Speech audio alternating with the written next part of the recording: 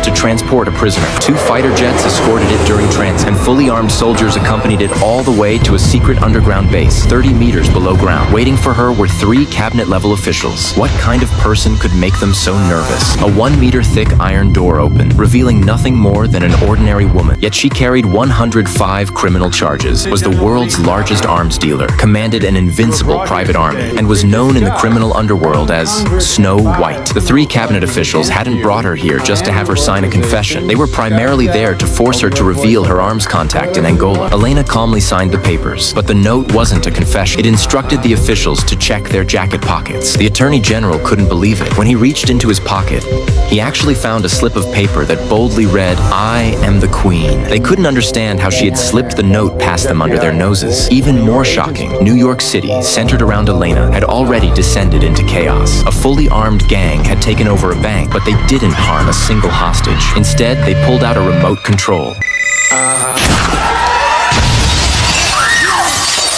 They deliberately triggered the bank's alarm system, then held a note up to the camera, sending a brazen message to the FBI. Tell me what it says, Doc. Director Rael, bow to the Queen. Before anyone could figure out Elena's purpose, another group of masked robbers struck a different bank in the city. Again, no hostages were harmed, but they deliberately disabled the surveillance cameras. Within an hour, 2 banks had been targeted. The police rushed to the scenes. Since Elena was secretly detained, only a few top officials knew about her capture. Val realized that very few people in the city could pull off simultaneous bank heists. Her first thought was the crime boss living in a luxury prison suite, but he denied any involvement. Appropriate credit. There was only one person you kneeled to, and You dropped off, Val.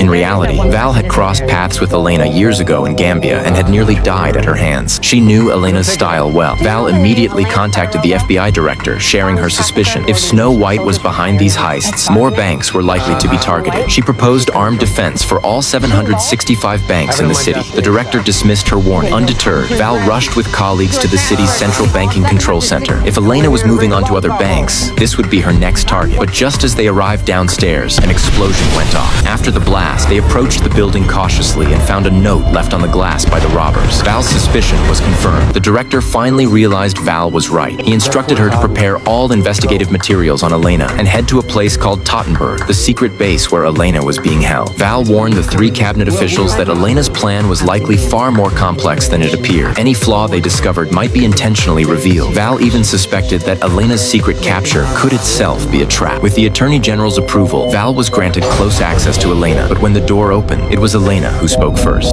Agent Valerie Turner.